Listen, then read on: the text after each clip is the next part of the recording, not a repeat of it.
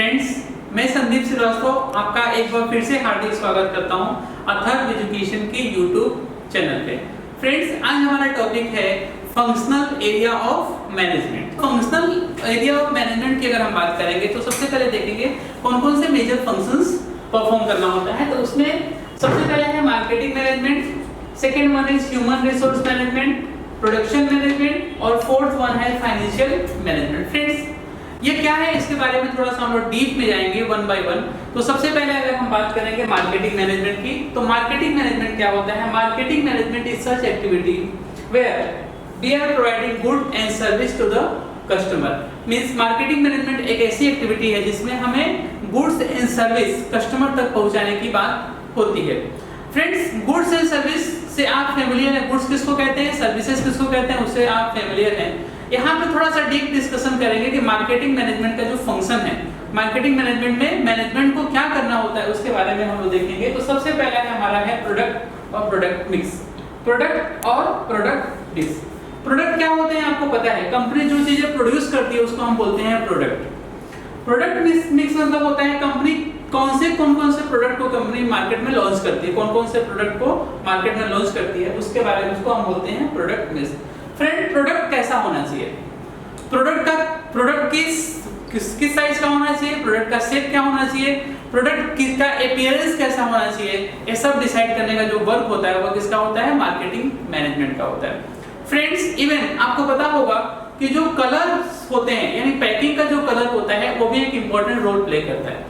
जो पैकिंग होता है, पैकिंग किस तरीके का होगा, यह डिसीजन जो होता है वो मार्केटिंग मैनेजमेंट का होता है कि अगर यह पैकिंग हम रखेंगे तो इस पैकिंग का क्या होगा, मार्केट में उसका अच्छा इमेज होगा।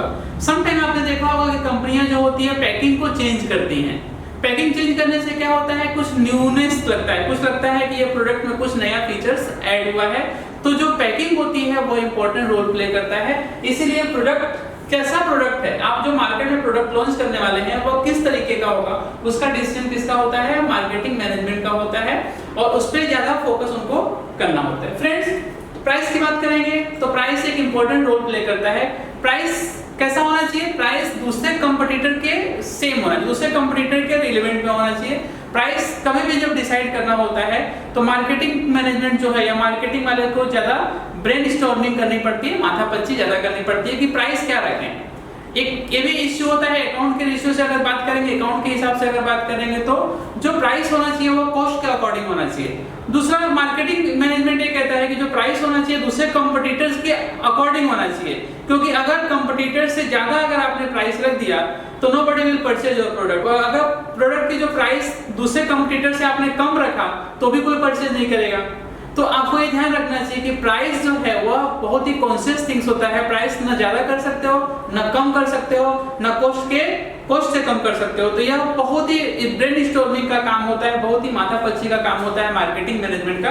तो इस पे मार्केटिंग मैनेजमेंट हमेशा कॉन्शियसली क्या करती है, फोकस करती है। फ्रेंड, डिस्ट्रीब्यूशन की बात करेंगे। डिस्ट्रीब्यूशन में मार्केटिंग मैनेजमेंट का एक बहुत इंपॉर्टेंट रोल होता है। हमेशा कंपनी को ये ध्यान रखना चाहिए कि जो प्रोडक्ट वो प्रोड्यूस कर रहे हैं उसको कस्टमर तक पहुंचाने में आसानी रहे, यानी कस्टमर को आसानी से वो चीज अवेलेबल हो जाए, वो इंपॉर्टेंट रोल होता है। अगर कस्टमर को मिलेगा नहीं, आपके प्रोडक्ट में बहुत अच्छा है, आपके प्रोडक्ट की क्वालिटी बहुत अच्छी है, लेकिन कस्टमर तक अवेलेबल नहीं हो प्रोडक्ट, तो कस्टमर परचेज नहीं कर पाएगा। और जब कस्टमर परचेज नहीं करेगा तो डिमांड बढ़ेगी नहीं। कस्टमर की जो प्रोडक्ट की डिमांड होनी चाहिए वो प्रोडक्ट की डिमांड बढ़ेगी नहीं। तो डिस्ट्रीब्यूशन ऐसा होना चाहिए कि हर कस्टमर तक क्या हो, आपके गुड्स की रीचेबिलिटी हो, हर कस्टमर को आपका गुड्स आसानी से पहुंच जाए। तो डेफिनेटली क्या होगा कि कंपनी का जो प्रोडक्ट है वो उसका फ्यूचर में डिमांड बढ़ेगा।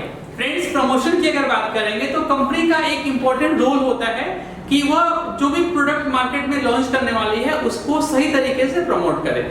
जितना अच्छा प्रमोशन होगा उतना ही अच्छा क्या होगा, कंपनी के प्रोडक्ट का डिमांड फ्यूचर में होगा। अगर कंपनी प्रमोशन में फेल हो जाती है तो उसका डिमांड उतना सक्सेस नहीं होगा। कुछ ब्रांड, आपको बिलीव नहीं होगा, कुछ ब्रांड ऐसे आए मार्केट में कि उसका आने से पहले 6 मंथ बिफोर से क्या हो रहा है, प्रमोशन कंपनियां करती हैं, और जैसे ही मार्केट में प्रोडक्ट लॉन्च होता है उसकी डिमांड तुरंत इंस्टेंटली बढ़ जाती है, और ऐसा स्थिति होती है कि कंपनी के पास वो प्रोडक्ट होता ही नहीं है। तो प्रमोशन क्या होता है, एक इंपॉर्टेंट एस्पेक्ट होता है। आजकल के जनरेशन में प्रमोशन से ही क्या होता है, कंपनी का बिजनेस सही तरीके से चलता है। प्रमोशन से फायदा होगा कि कस्टमर को भी पता चलता है कि कौन सा प्रोडक्ट मार्केट में लॉन्च हो रहा है और किस प्रोडक्ट की हमारे पास क्या है, डिमांड है। फ्रेंड्स, मैं थोड़ा सा इसको समराइज कर दूं। मार्केटिंग का काम बहुत इंपॉर्टेंट है। मार्केटिंग क्या करती है, कस्टमर के बीच में डिमांड को जनरेट करने का काम करती है। जितना अच्छा मार्केटिंग होगा उतना प्रोडक्ट का डिमांड होगा। कस्टमर क्या करते हैं, मार्केटिंग के बेस पे ही क्या करते हैं, प्रोडक्ट को परचेज करने का डिसीजन लेते हैं। मींस कह सकते हैं कि मार्केटिंग जो होता है वह क्या करता है, मार्केट में जो प्रोडक्ट लॉन्च होने वाला है या जो एग्जिस्टिंग प्रोडक्ट है उसके बारे में क्या होता है, अवेयरनेस क्रिएट करने का काम करता है। जितना लोग अवेयर होंगे उतना ही प्रोडक्ट का डिमांड बढ़ेगा। फ्रेंड्स, हमारा second functional area of management है human resource management. Friends, human resource management क्या होता है उसके बारे में थोड़ा सा मैं एक्सप्लेन करूंगा आपको। ह्यूमन मीन्स होता है मनुष्य, ह्यूमन मीन्स होता है एम्प्लॉय। एम्प्लॉय को किस तरीके से मैनेज करें उसका ब्रीफ डिस्कशन हम लोग देखेंगे, ह्यूमन रिसोर्स मैनेजमेंट। एम्प्लॉय को मैनेज करना एक बहुत डिफिकल्ट टास्क है। फ्रेंड्स, आपको पता है कोई भी बिजनेस होता है तो उस बिजनेस में क्या होते हैं, एसेट्स होते हैं। कौन कौन से एसेट्स होते हैं, जैसे कि लैंड हुआ, बिल्डिंग हुआ, फर्नीचर हुआ और मशीनरी हुआ। इसके साथ साथ जो सबसे इंपॉर्टेंट एसेट्स होते हैं वो होते हैं ह्यूमन, मींस वो होते हैं एम्प्लॉय। एम्प्लॉय क्या होते हैं, एम्प्लॉय लाइव एसेट्स कहे जाते हैं। एम्प्लॉय को क्या कहा जाता है, लाइव एसेट्स, ऐसा एसेट जो मूव कर सकता है। तो एम्प्लॉय जब लाइव एसेट्स हुआ तो हर बिजनेसमैन को क्या करना चाहिए, उसका लुक आफ्टर सही तरीके से करना चाहिए, उसका केयर करके रखना चाहिए। जिस तरीके से हमारे जो मशीनरी है, लैंड है, बिल्डिंग है, कार है, जो भी है, फर्नीचर है, हम उसका टेक केयर करते हैं, वैसे भी क्या करना चाहिए, हमारे जो एम्प्लॉय है उनका लुक आफ्टर सही तरीके से करना चाहिए। फ्रेंड्स, आपको पता है कि जो एम्प्लॉय होते हैं वह बिजनेस के सक्सेस के सबसे बड़े इंपॉर्टेंट फैक्टर्स होते हैं। अगर जितना एम्प्लॉय लॉयल होगा उतना बिजनेस के सक्सेस होने का रेशियो क्या होगा, ज्यादा होगा। अगर एम्प्लॉय लॉयल नहीं होगा तो बिजनेस का सक्सेस का रेशियो क्या हो जाएगा, बहुत ही कम होगा। तो फ्रेंड्स, अगर बिजनेस को प्रोस्पेरस करना है तो सबसे इंपॉर्टेंट जो फैक्टर्स है वो एम्प्लॉय है, तो उसको क्या करना चाहिए, हमें सही तरीके से उसको संभाल करके रखना चाहिए। सही तरीके से संभालने का मतलब है कि उसको टाइम से क्या करना है, उसको पेमेंट देना है, टाइम से सैलरी देना है, टाइम से एक्स्ट्रा जो बेनिफिट है जैसे अलाउंसेस है, परक्यूटिज है, जो भी चीजें उसको एक्स्ट्रा वर्क करता है तो उसके बदले में आप बोनस देते हो, तो ये सभी चीजों का क्या होना चाहिए, टाइमली पेमेंट होना चाहिए। अगर आप टाइमली पेमेंट नहीं कर पाते हैं तो हो सकता है कहीं ना कहीं डिस्प्यूट उसके माइंड में क्रिएट होगा। एम्प्लॉय के माइंड में जब डिस्प्यूट क्रिएट होगा तो उसकी वजह से उसका सीधा इफेक्ट जो होता है उसके वर्क पे आता है। तो हमें क्या करना चाहिए, हमें जो अगर बिजनेस को सक्सेस करना है तो एम्प्लॉय को क्या करना चाहिए, सही तरीके से मोटिवेट करके रखना चाहिए। फ्रेंड्स, ह्यूमन रिसोर्स मैनेजमेंट में हम क्या इंक्लूड करते हैं, सबसे पहले सिलेक्शन। हम सिलेक्शन को इंक्लूड करते हैं, यानी selection of the employ. Select होने के बाद हम उनको ट्रेनिंग पे फोकस करते हैं। हम उनको क्या करते हैं, ट्रेनिंग प्रोवाइड करते हैं। फिर अगर एम्प्लॉय सही तरीके से परफॉर्म कर रहा है तो हमें क्या करना होता है, उनको टाइम पे प्रमोशन देने की बात है। टाइम प्रमोशन का मतलब होता है कि जो एग्जिस्टिंग जो लेवल है उसका, उस लेवल से क्या करना, अप करना। या हो सकता है कि जो लेवल से अप नहीं कर पा रहे हैं तो उसकी सैलरी में क्या कीजिए, आप इंक्रीमेंट कीजिए। तो इन सभी चीजों को हम इंक्लूड करते हैं प्रमोशन में। और अगर ये सही तरीके से होगा, सही तरीके से आपका सिलेक्शन होगा, सही तरीके से ट्रेनिंग होगा, सही तरीके से प्रमोशन होगा और सही तरीके से अगर डायरेक्शन होगा, डायरेक्शन मतलब एम्प्लॉय को आपको टाइम टू टाइम डायरेक्ट करना होता है कि आपको ये वर्क करना है और आपको ये वर्क इतने टाइम में कंप्लीट करना है। तो ये सब चीजें क्या होती है, ह्यूमन रिसोर्स मैनेजमेंट का पार्ट है। फ्रेंड्स, उसके बाद क्या होता है, ह्यूमन रिसोर्स मैनेजमेंट का सबसे इंपॉर्टेंट वर्क होता है कि एम्प्लॉय के परफॉर्मेंस को अप्रेजल करें। एम्प्लॉय परफॉर्म कर रहा है कि नहीं कर पा रहा है, उसके परफॉर्मेंस को अप्रेजल करने का वर्क भी क्या होता है, ह्यूमन रिसोर्स मैनेजमेंट का होता है। और अगर एम्प्लॉय अच्छा परफॉर्म कर रहा है तो उसको ईयर एंड में आपको क्या करना है, सैलरी में इंक्रीमेंट देना है। या लगता है कि बहुत अच्छा परफॉर्म कर रहा है तो उसको क्या करना, प्रमोशन दे देना है या कुछ अच्छा सुपीरियर पोस्ट उसको दे देना है। तो यह क्या होता है, परफॉर्मेंस अप्रेजल का वर्क होता है। फ्रेंड्स, अगर आपकी ह्यूमन रिसोर्स की पॉलिसी बहुत अच्छी है तो उसके वजह से एक सबसे बड़ा अच्छा काम दिखेगा आपको कि लेबर टर्नओवर जो रेशियो है वो क्या हो जाएगा, कम हो जाएगा। लेबर टर्नओवर रेशियो का मतलब होता है कि एक पर्टिकुलर टाइम पीरियड में कितने पर्सन को आपने रिक्रूट किया और कितने पर्सन आपकी जॉब छोड़ के जा रहे हैं या कंपनी छोड़ के जा रहे हैं। तो हमेशा ये ध्यान रखना चाहिए कि लेबर टर्नओवर रेशियो क्या हो, कम हो। मींस एक बार एम्प्लॉय को आपने हायर कर लिया तो जॉब छोड़ के ही ना जाए, क्योंकि एम्प्लॉय को हायर करना और उसको जॉब छोड़ के जब जा रहा है तो उसकी वजह से जो लॉस हो रहा है वो लॉस क्या होता है, कंपनी का जो बैलेंस शीट होता है, ह्यूमन रिसोर्स मैनेजमेंट का जो बैलेंस शीट होता है उसको लॉस साइड दिखाया जाता है। क्योंकि यह माना जाता है कि एम्प्लॉय आया तो आपने क्या किया, उस पर इन्वेस्ट किया, एम्प्लॉय जब छोड़ के जा रहा है तो अपने साथ जो भी इन्वेस्टमेंट है वो अपने साथ लेके चला गया है, तो यह क्या होता है, लॉस होता है। फ्रेंड्स एक बार इसको मैं कंक्लूड कर दूं, ह्यूमन रिसोर्स मैनेजमेंट क्या होता है, अभी जो जनरेशन है उसमें सबसे अच्छा रोल प्ले करता है। Employ motivated, definitely profit of the company will increase, and अगर एम्प्लॉय सेटिस्फाइड नहीं होगा तो डेफिनेटली क्या होगा, आपका लॉस होना स्वाभाविक है। तो जो ह्यूमन रिसोर्स मैनेजमेंट वाले हैं उनका सबसे अच्छा रोल है उसमें कि सही तरीके से एम्प्लॉय को लुक आफ्टर करें, सही तरीके से उसको मैनेज करके रखें। फ्रेंड जो थर्ड और सबसे इंपॉर्टेंट जो फंक्शनल एरिया है वो है आपका प्रोडक्शन मैनेजमेंट। प्रोडक्शन मैनेजमेंट को समझने से पहले थोड़ा ये देखते हैं कि प्रोडक्शन मैनेजमेंट मतलब कि हाउ टू मैनेज प्रोडक्शन। इसका मतलब है कि हाउ टू मैनेज प्रोडक्शन को किस तरीके से मैनेज करें कि जिससे क्या हो, कॉस्ट कम यूज हो, यानी जो एक्सपेंस है वो क्या हो, कम हो। जब वंस एक्सपेंस कम होगा तो उसकी वजह से क्या होगा कि डेफिनेटली क्या होगा कि कंपनी का प्रॉफिट कंपनी मेंटेन कर सकती है। तो हमें क्या करना है, प्रोडक्शन को मैनेज करना है। तो वही हम लोग देखेंगे कि प्रोडक्शन को मैनेज किस तरीके से कंपनीज कर सकती है। तो फ्रेंड्स मैं आपको थोड़ा सा डेफिनेशन में ले चलता हूं।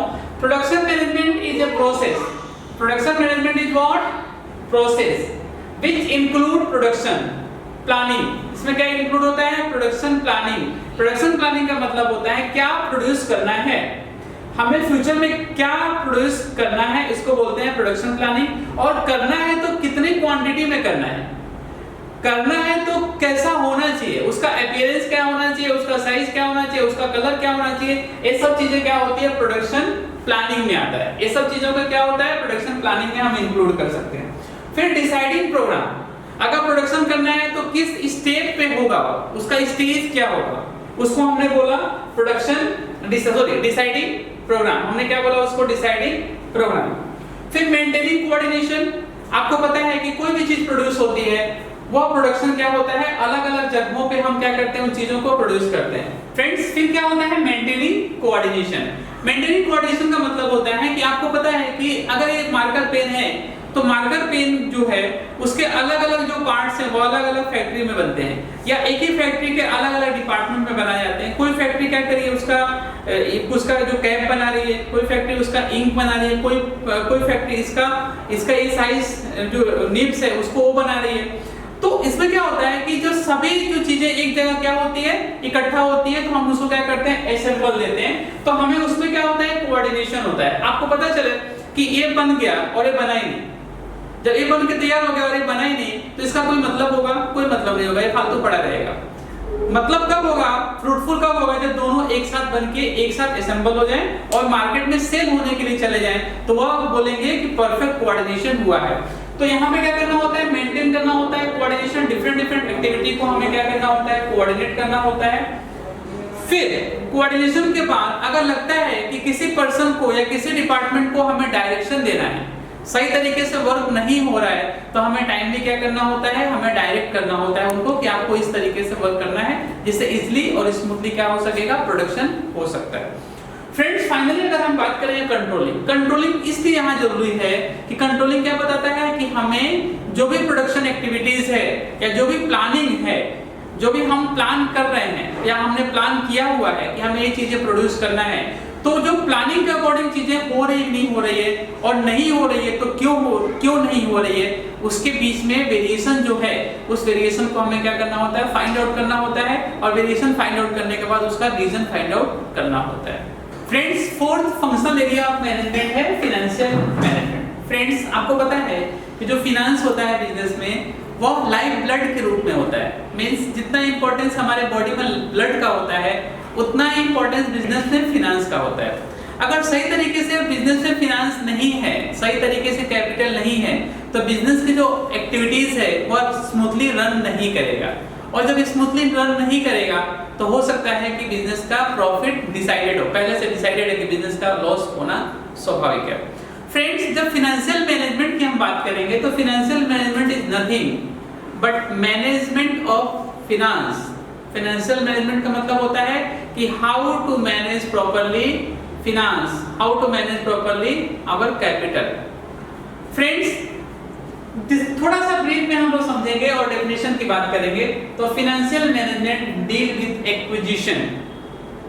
Financial management deal with acquisition. Acquisition का मतलब होता है from where we will get finance, from where we will get capital, यानी कैपिटल हम कहां से लेके आएंगे, और यूटिलाइजेशन, जो कैपिटल हम लेके आ रहे हैं उसका कहां पे हम यूटिलाइज करने वाले हैं, उसका सही तरीके से अगर बात करेंगे तो उसे ही हम बोलते हैं फाइनेंशियल मैनेजमेंट। मींस फ्रेंड्स, अगर हमने फिनांस हायर कर लिया, कहीं से ले लिया और उसको सही तरीके से इन्वेस्ट नहीं किया या सही तरीके से सही डायरेक्शन में हमने उसको एक्सपेंस नहीं किया, तो वह क्या होता है, हमारा लॉस होता है। तो फाइनेंशियल मैनेजमेंट यही हमें बताता है कि जब हम यूटिलाइज करते हैं या हम जब एक्विजिशन करते हैं तो उसको सही तरीके से उसमें क्या होना चाहिए, मैनेजमेंट के प्रिंसिपल को अप्लाई करना चाहिए।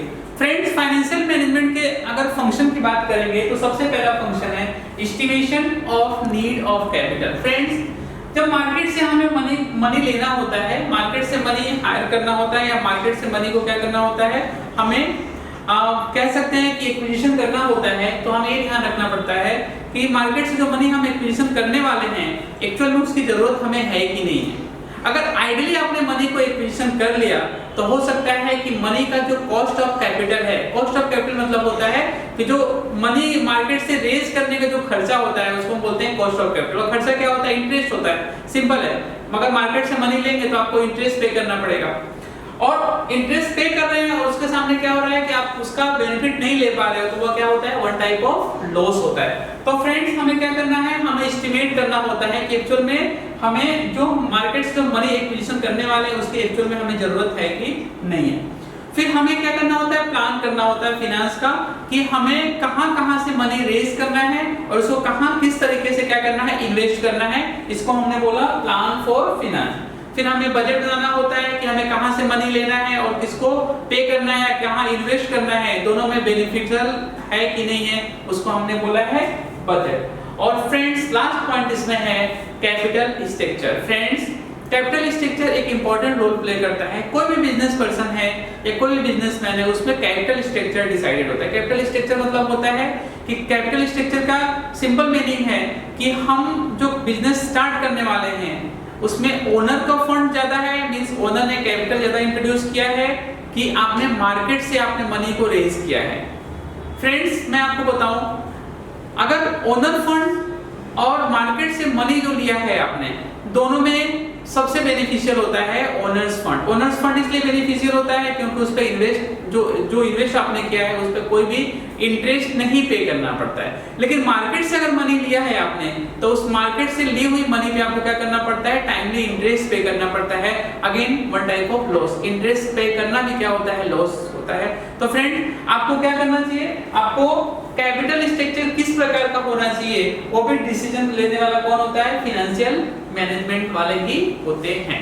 फ्रेंड्स, आपको हमारा अगर ये वीडियो पसंद आया हो तो लाइक कीजिए, दोस्तों के साथ शेयर कीजिए और हमारी YouTube चैनल अथर्व एजुकेशन को सब्सक्राइब करना न भूलें। फ्रेंड्स, अगर कोई क्वेरी हो तो हमें क्वेरी को आप कमेंट बॉक्स के थ्रू जरूर बताएं।